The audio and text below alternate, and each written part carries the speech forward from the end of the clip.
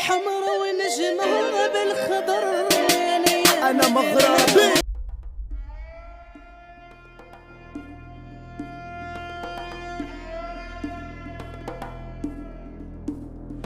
As the sun rose through the mountains of the Rif and the Middle Atlas, Sultan Abd al-Malik led his army in prayer. Then he mounted his horse, surrounded by 5 sacred banners and regiments of bodyguards. Across the field arrayed the Crusader army in a large square formation, their cannons in the front, commanded by the young King Sebastian, with all the great lords of Portugal at his side, as the royal standards of his global maritime empire flutter in the gentle breeze. Sebastian came here to become the first Christian emperor of Morocco.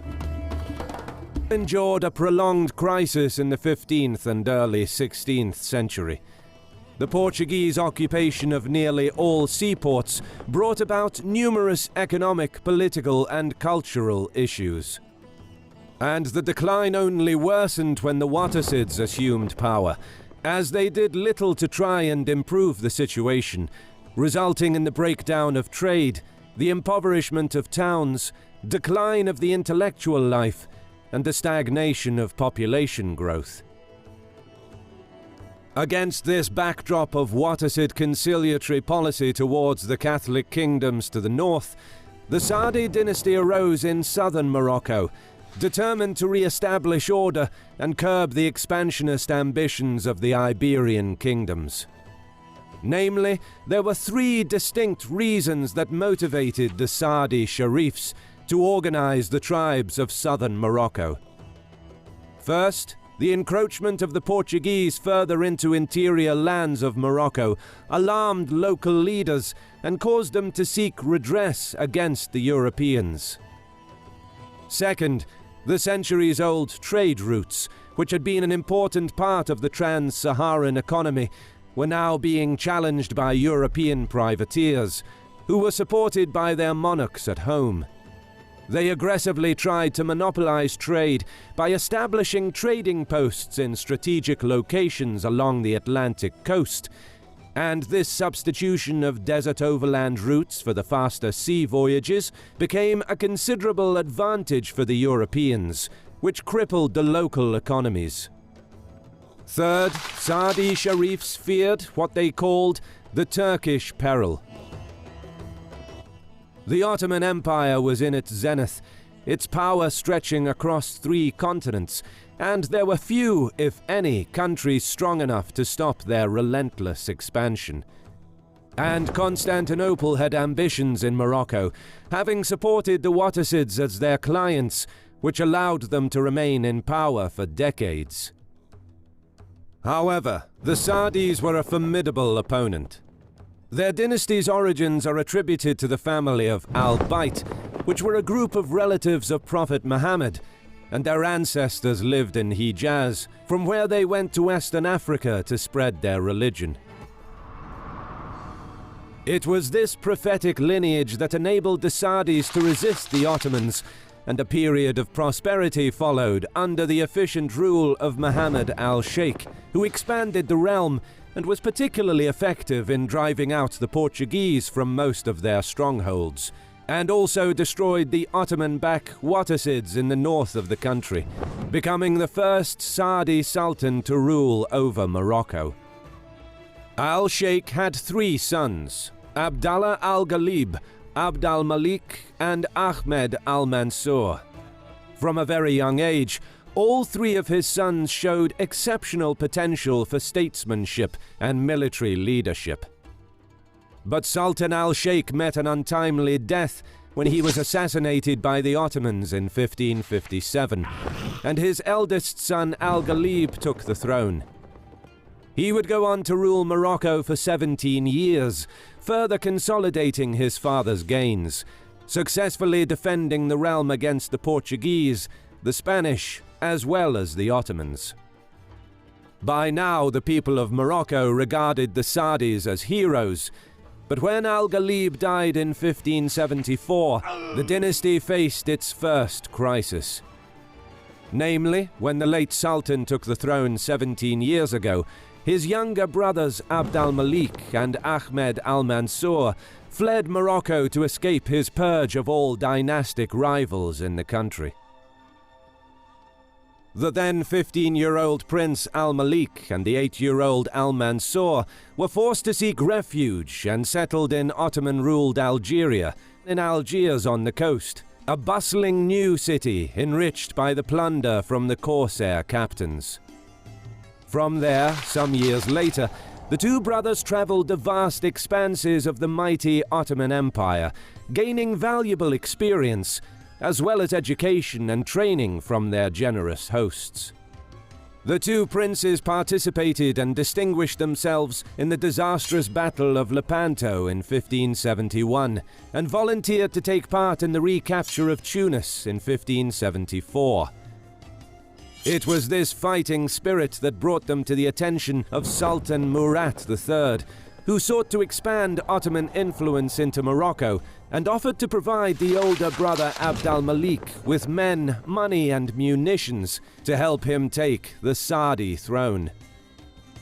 In exchange, Abd al-Malik promised to pay 15 tons of gold as tribute and lease the port of Larache to the Ottoman fleet.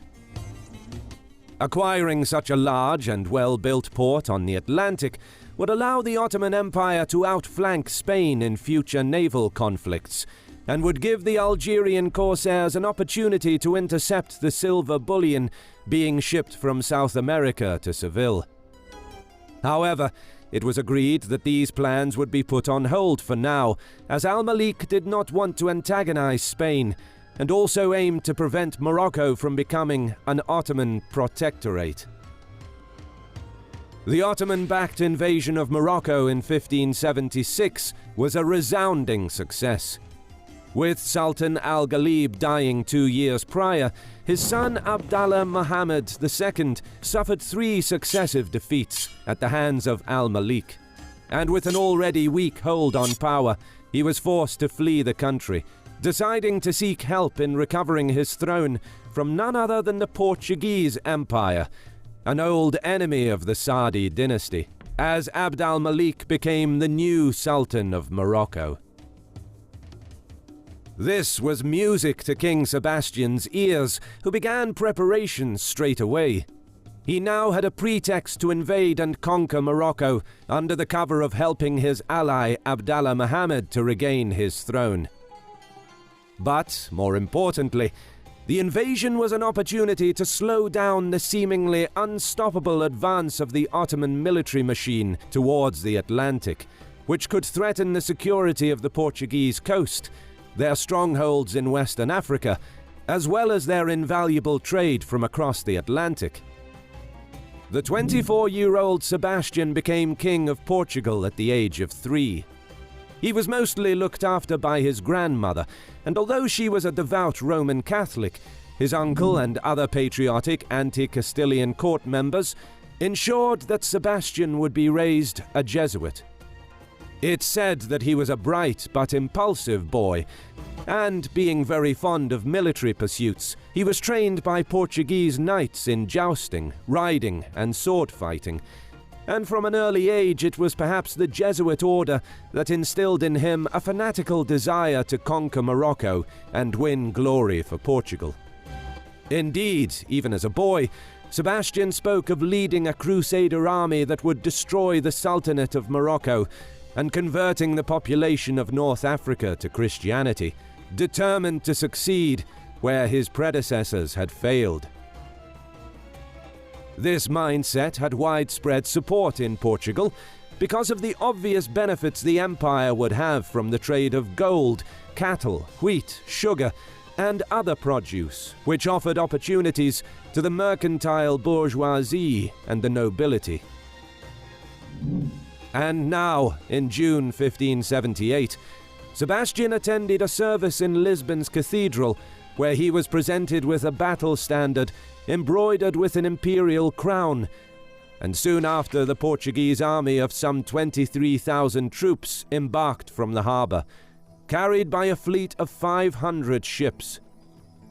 It included 2,000 Portuguese knights, around 8,000 mercenaries, mostly Germans, Castilians, English and Italians, as well as a papal infantry contingent, with the core of the army consisting of Portuguese and Moorish troops. The flower of the Portuguese nobility accompanied Sebastian with their retinues, with the most powerful dukes and petty kings unanimously supporting the king's crusade. The army made landfall near the Portuguese fortress of Asilla in the first days of July. As he disembarked, King Sebastian spotted a Moroccan detachment in the nearby hills. On the spot, he hastily assembled a contingent of knights and charged to chase off the enemy, without waiting for the rest of his army.